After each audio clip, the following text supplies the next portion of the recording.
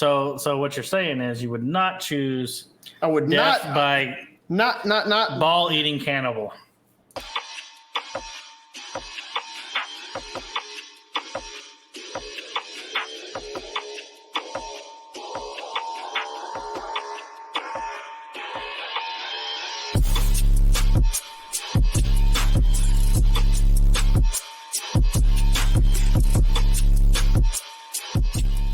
Welcome to the Hypothetically Correct Podcast. This is a podcast where we take random hypotheticals and then see what we would do in those scenarios.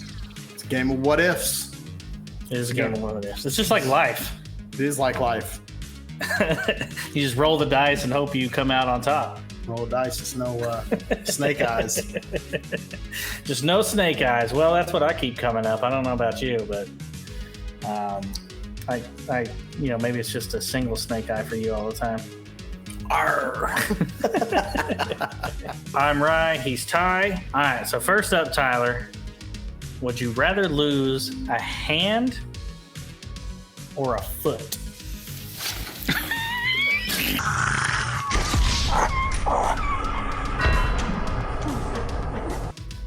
Whew. Well, I mean,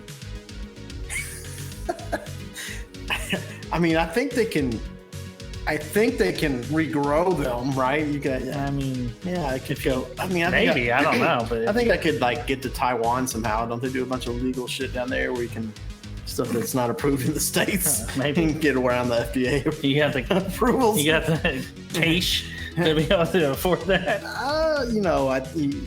I guess if you took one of those away, I'd find a way. So what is this, like a Deadpool situation where you just have a little baby hand growing for a little bit and until it's fully grown? Yes. I can imagine what you would do with that if that was your hand of choice. Yeah, it makes it look so big. I was going to say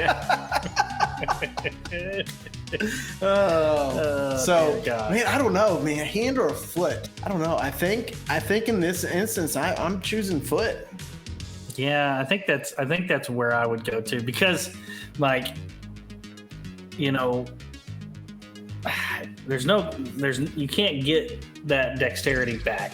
Like a foot, you can still hobble around easily enough. But if my hand's gone, dude, I can't play video games. Like, it's gone. I mean, maybe they could make one of those things that Christopher Reeves usually does. I'm pretty sure they have stuff like that for video games, but yeah, I'm barely competent with hands, so yeah, no, I would not be good. Yeah, I'm not that talented. I don't know. I wouldn't. Yeah, I wouldn't want to lose the hand. I feel like there's too much things in life that I would need. I would also, before I make it to Taiwan to get that whatever growth replacement done, that I think I would go and get one of those little wheelie carts. Oh yeah. Just one of those ones for like if you have a high ankle sprain. You just put your knee in. Just put your knee on it and just ride around it. Didn't we work with a person one time that had a high ankle sprain and they had to roll around in one of those? Yeah. We did. We did. Well, no, it wasn't that. They tore their Achilles. Oh, is that what it was? They tore their Achilles, so yeah, they were hopping around on that thing for several months. I think this was a pretty easy hypothetical. I think because prosthetics for a missing or not having a foot is definitely leaves you more mobile than the loss of your hand. Until we get to those prosthetics for hands aren't anywhere near. Until we get to those Terminator days where you can just and do that. What was that movie where he did that? Where he just kind of they created a hand for him as a metal hand. What? You thinking Star Wars?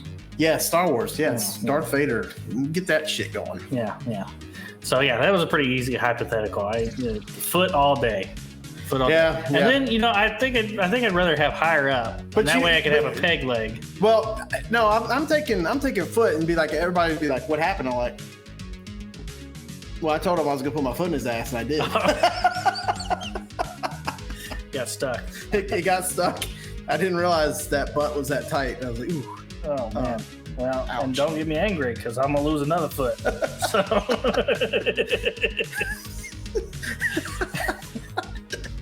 Oh God. Okay.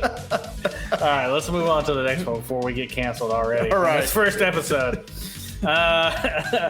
You get to choose how you die. What is your method? So this is not, any way you can die, or how do you want to go out? Well, I'm sure as hell not going to call or get on this website and go to bumfuck Oklahoma, backwoods Oklahoma, and have my balls chopped off on the table to be refrigerated and consumed later, and then hope I live through that. Not going to go, not choosing that way. I'm gonna opt out. Yeah. Some background on that. We both live in Oklahoma, and there was some random, middle of town or middle of nowhere town, or some guy had, what was it? There was a guy in Virginia that met this guy. Well, so in a chat room. But there was, so there's these guys, and they're conducting home surgeries basically, and they were online saying, "Hey, come get castrated." Yeah, because there's a logical idea. Let's go have home surgery for castration. That makes total sense. First of all, why? But anyway, so then I've heard of Rocky Mountain oysters, but yes, there's something odd about this. And on top of that, the guy is bleeding out. They drop him off at a hospital, tell him not to tell anybody, and the guy's like, "Yeah, I'm pretty sure he's gonna eat my balls." So they go to the guy's house and find frozen balls in his refrigerator or in his freezer. So what you're saying is you would not choose. I would death not by ball eating cannibal. Not death by ball eating cannibal via home surgery. Okay. So what is your preferred method then? Man, so this one's a good one. So we're eliminating that one. That's yeah. We're gonna go ahead and cut that one out. And it can't be no pun intended. Anyways. I don't like the idea of being burnt alive or drowning. Both of those suck. So I'm gonna write those off with the ball chopping.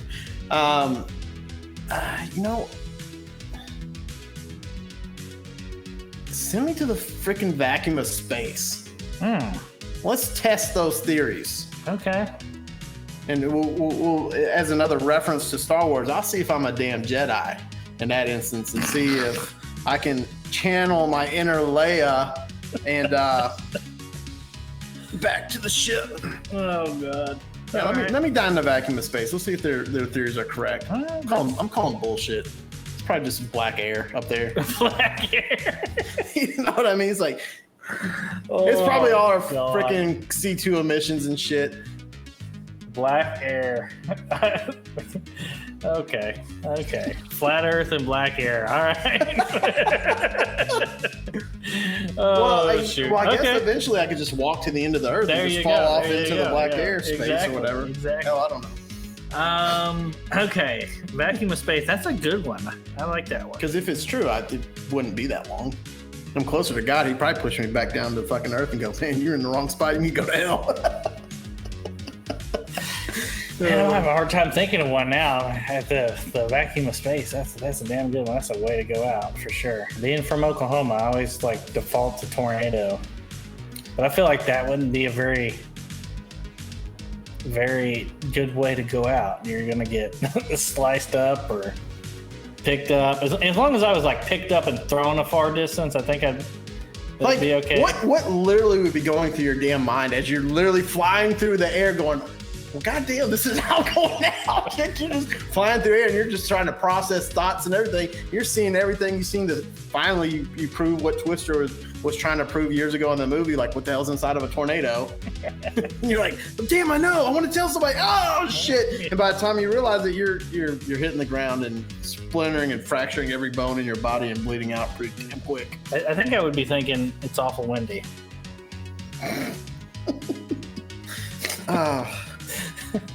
Yeah, I think tornado is probably, but it's got to be in an open field, not you cowering in your closet, hoping you don't get hit. It's one of those I'm an old man. I'm just fuck it. What if it was tomorrow? I'm like, come fight me, tornado. And we duke it out, and it takes me in an open field. I think that's a good way. Yeah. Open field tornado. We can say to your friend the cow. Yeah. Move. Move. Oh shoot. Okay, so open field tornado and vacuum of space. You guys pick which one's the better way. And let us know whether you'd lose a hand or foot. Let us know in the comments. All right, so last one. If you could resize any animal to be the equivalent of a horse, so if you could resize it up to a horse to ride around, which animal would it be? You can go with a water bear. A water bear? All right. I'm always intrigued by these little fucks that can live, ironically, in the vacuum of space. and can survive damn near anything. They find them everywhere, and they look interesting. They're transparent, and they be like riding an invisible jet, maybe. With I just imagine you just sitting on top of this almost opaque, bear-looking Jabba the Hutt slug, like just waddling around. But that fucker couldn't even move. He'd be like, come on! And I'm just trying to have a good time and ride it. Yeah, because you bring that thing up to that size, it's not moving anywhere. You're just sitting there. Like, and then we find out that's how zombies end the world. Water bear zombies. That's how it started. Maybe we started a franchise restaurant called Waterburgers. Oh, dear God. That was... Oh, dear. Okay. All right. The good news is I'm here all night. Oh, okay. All right. So I think I'm going a different way than you are. You're going more like the funny route. I think I would go more of the scare the shit out of people, menacing route. I think I would have to size up a praying mantis and ride that bitch around. Damn it, she would eat you, bro. You'd be like, get off. And you're just like fucking like claws are breaking through the ground and shit. Like, oh my God. Yeah, no, give me the water bear. Oh. Ooh, yeah. But what if we're in the Wild West, right? Or we're in the Wild West? Well, Midwest. It's people still ride horses on the main streets. And we live in a small town, Oklahoma, so we do see horses sometimes. We do see. I see it in the city too. I know we see Amish people pulling. Well, I'm not even talking about that. I'm talking about people riding horses on the side of the highway.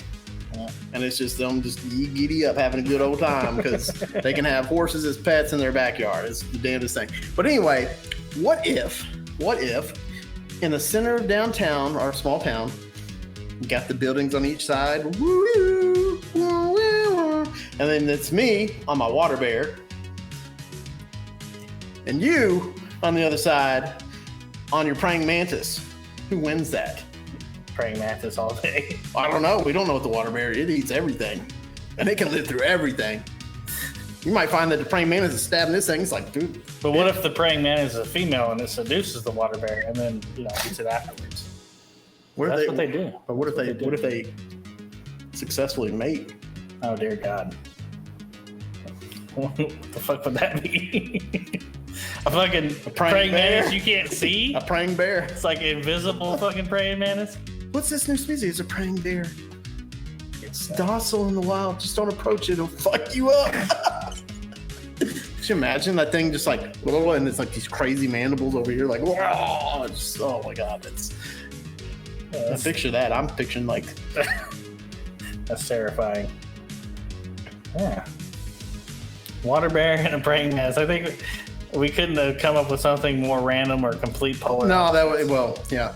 So what's your second pick? Oh, second pick. Oh, let's see. Give me a seahorse. That's a good option. So now you can have your water bear for land and your seahorse for the lake and shit in the ocean. Yeah, could you imagine if that thing was like actual real size? That'd be zipping around. That thing be you're just thinking about his tail. Your old Aquaman cartoons. Is that what you're thinking about? Yeah, or didn't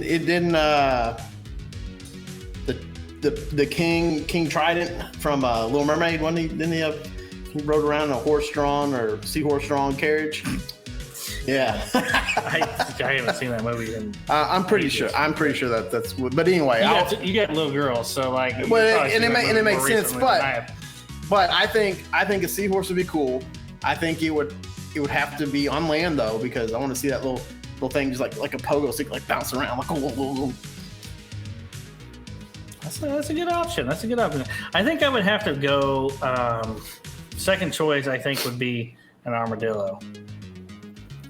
Make that thing massive. You ride. It's basically like an armored tank you're riding around on. And then if you need to get out and go somewhere fast, you roll up inside that sumbitch and have it just roll away. When you do that, I can see like pulling up like into your parking spot at work, and you're like, "All right, pulling in, it's ride spot right here, do it." And then you get out, and it curls up in a ball, and it just walks. Yes. Yeah. Exactly. And I get to work rolling, so it goes faster that way. It's like Sonic the Hedgehog. Yeah. Ride it. Rolling on this armadillo. Oh God. Oh man. So armadillo. Man, I already forgot what year it was. Seahorse. That's what it was. Okay. All right. So since we did, and it would have to be a female because I don't think I think it would be cumbersome to have the dad or a male seahorse carrying the babies around. I feel like that would just be cumbersome and obnoxious. And these streets ain't safe around here. You know what I mean? Not with giant armadillos and giant praying mantises rolling around. Water bears, like, dang, that's a snack. That's like a chip. That's like defeat other armies level events. Just giant praying mantises everywhere. All right, cool. All right, so let us know what you would pick. Let us know what animal you would resize to ride around on. Obviously, you've heard our crazy examples, so let's hear your own. Tyler, how you want to close this out? Be careful where you put your feet. Never know. Okay. Yeah. The chopped off foot thing. I didn't know where that was coming from. I was like, okay, feet. I mean, I bet it would hurt if you got pegged.